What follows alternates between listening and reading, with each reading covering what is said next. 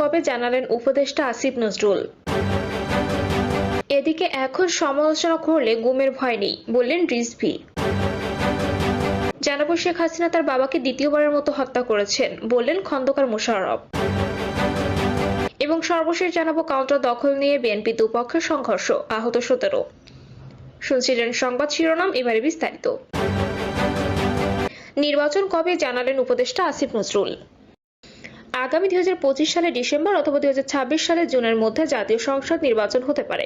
আবার বর্ষার কথা বিবেচনা করে 2026 সালে তা এগিয়ে এপ্রিল বা মার্চে হতে পারে বলে জানিয়েছেন অন্তর্বর্তী সরকারের আইন উপদেষ্টা আসিফ নজরুল।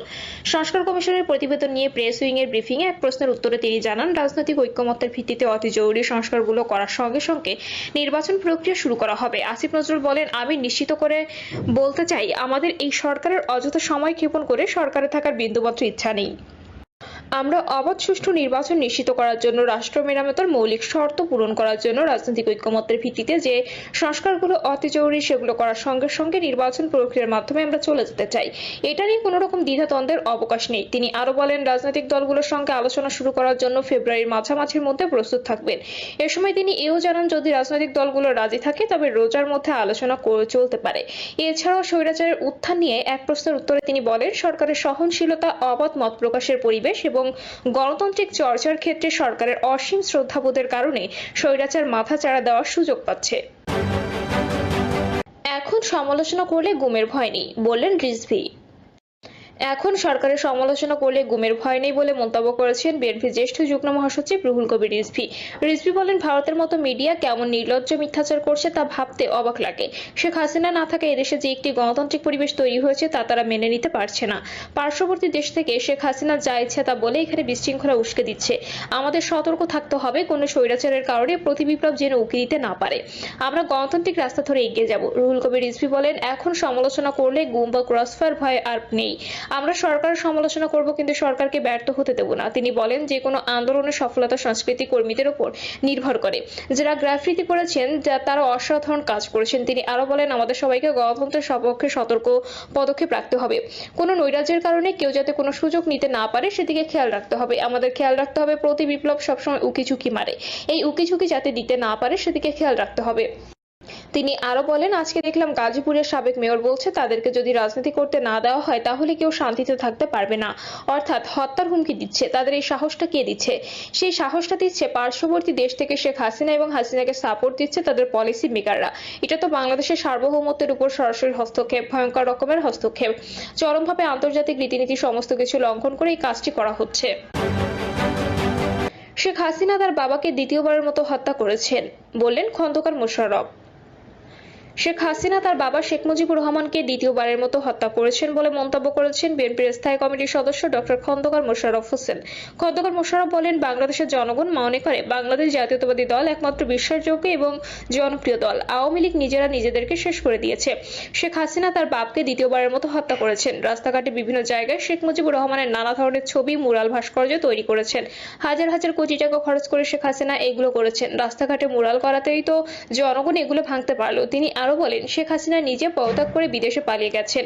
আওয়ামী লীগে যারা তার প্ররোচনায় দেশে লুটপাট করেছে, ব্যাংক লুট করেছে, টাকা পাচার করেছে এবং দেশের জনগণকে নানাভাবে নির্যাতন করেছে, তাদেরকে ছেড়ে দিয়ে শেখ হাসিনা পালিয়ে গেছেন। তাদের কি অবস্থা? তাদেরকে গ্রেপ্তার করে জেলে রাখা হয়েছে। আর অন্যরা হয় বিদেশে পালিয়ে গেছে, না হয় দেশে আত্মগোপন করে আছে। বিএনপি সিনিয়র এই নেতা বলেন, 2024 সালে জুলাই এবং আগস্টের অভ্যুত্থান বিএনপির 16 বছর ধরে আন্দোলনের চূড়ান্ত একটি ফসল। সেই আন্দোলনে 1000-এর বেশি ছাত্র জনতা নিহত হয়েছেন, হাজার হাজার ছাত্র জনতা আহত হয়েছেন। আন্দোলনের সময় আমাদের দাউদকান্দিতে 2 জনকে হত্যা করেছে আওয়ামী লীগের সন্ত্রাসী বাহিনী। সেই অভ্যুত্থানের সময় শেখ হাসিনা পালিয়ে যেতে বাধ্য হওয়ার পর দেশে যে সরকার গঠিত হয়েছে সেই অন্তর্বর্তীকালীন সরকারকে আমরা বিএনপির পক্ষ থেকে সমর্থন জানিয়েছি, যাতে করে এই সরকার যে কারণে ফ্যাসিস্ট হাসিনার পতন হয়েছে সেই বিষয়গুলো একটা সমাধান দিতে পারে। সেজন্য সরকারও চেষ্টা করছে নানান সংস্কারের মাধ্যমে যে অন্যায় হয়েছে তার বিরুদ্ধে ব্যবস্থা নিতে। কিন্তু আমরা এখনো দেখতে পাচ্ছি গত 16 বছর ধরে যারা জুলুম নির্যাতন করেছে, আমাদের উপর অত্যাচার করেছে, গুম খুন করেছে, তাদের এখনো বিচারের আওতায় আনা হয়নি। গত 4 আগস্ট এবং 5 আগস্টে দাউদকান্দিতে 2 জন যুবককে হত্যা করা হয়েছে। তাদের স্বজনরা মামলা করেছে। সেসব মামলার গুরুত্বপূর্ণ আসামিরা এখনো গ্রেপ্তার হয়নি। জাতীয় ঐক্যের প্রতি জোর দিয়ে তিনি বলেন, বাংলাদেশে আজকে নানান ষড়যন্ত্র হচ্ছে। আমরা কিন্তু এগুলো আশা করিনি। যারা পতিত সরকার, যারা ফ্যাসিবাদ এবং স্বৈরাচার ছিল, তারা কিন্তু বিদেশে পালিয়ে গেছে। অনেকে দেশের বিভিন্ন স্থানে পালিয়ে আছে। তারা আজকে ষড়যন্ত্র করে বাংলাদেশে অশান্তি সৃষ্টি করতে চায়। আমরা পরিষ্কারভাবে বলতে চাই, আমরা বিগত 15 বছর যাবৎ বাংলাদেশে শান্তির জন্য এবং শৃঙ্খলা পরিস্থিতি সৃষ্টি করার জন্য আন্দোলন করেছি। আজকে কোনো রকমের ষড়যন্ত্র, ফ্যাসিস্টের নানান রকমের চক্রান্ত আমাদের দল ও অঙ্গ সংগঠন দেশের জনগণকে সঙ্গে নিয়ে মোকাবেলা করবে। এটার জন্য আমাদের সকলকে ঐক্যবদ্ধ হতে হবে। আমরা জাতীয় ঐক্য করার জন্য আহ্বান জানিয়েছি। অন্তর্বর্তীকালীন সরকারের সাথে আমরা কথা বলেছি। এসব ষড়যন্ত্রের বিরুদ্ধে ঐক্যবদ্ধ থাকার জন্য, দেশে একটি শান্তিপূর্ণ পরিস্থিতি সৃষ্টির জন্য আমরা সকলে ঐক্যবদ্ধ হব। সেই ঐক্যের জন্য এখন আমরা সকলকে আহ্বান জানাই। খন্দকার মোশাররফ বলেন, বাংলাদেশকে ভবিষ্যৎ কিভাবে পরিচালনা করা হবে, শেখ হাসিনার আমলে যেসব দুর্নীতি হয়েছে, অন্যায় হয়েছে, লুট হয়েছে, এগুলো যাতে বন্ধ করা যায়, তার জন্য আজ থেকে 1.5 বছর আগে ক্ষমতায় গেলে কি কি সংস্কার করব, এগুলো আমরা প্রকাশ করেছি। তিনি বলেন, আমরা প্রস্তুত আছি যে কোনো সময় নির্বাচনের দিন তারিখ ঘোষণা করা হোক। বাংলাদেশের জাতীয়তাবাদী দল 300 আসনে প্রতিদ্বন্দ্বিতা করার জন্য প্রস্তুত রয়েছে। খন্দকার মোশাররফ বলেন, আমরা এই সরকারকে বলতে চাই, অনতিবিলম্বে ষড়যন্ত্রকারীদের বিরুদ্ধে ব্যবস্থা নিন। তা না হলে তারা বাংলাদেশে নানা রকম ষড়যন্ত্র করতে চেষ্টা করবে। সেটা এই সরকারের জন্য, বাংলাদেশের জনগণের জন্য কল্যাণকর হবে। কাউন্টার দখল নিয়ে বিএনপি দুপক্ষের সংঘর্ষ, আহত 17। বরগুনার আমতলী পৌরসভার বটতলা ঢাকা বাস স্ট্যান্ডের ইউনিক পরিবহন কাউন্টার দখলকে কেন্দ্র করে উপজেলা যুবদল ও পৌর বিএনপি দুটি পক্ষের সংঘর্ষে 17 জন আহত হয়েছেন। গুরুতর আহত 11 জনকে আমতলী উপজেলা স্বাস্থ্য কমপ্লেক্স ও পটুয়াখালী মেডিকেল কলেজ হাসপাতালে ভর্তি করা হয়েছে।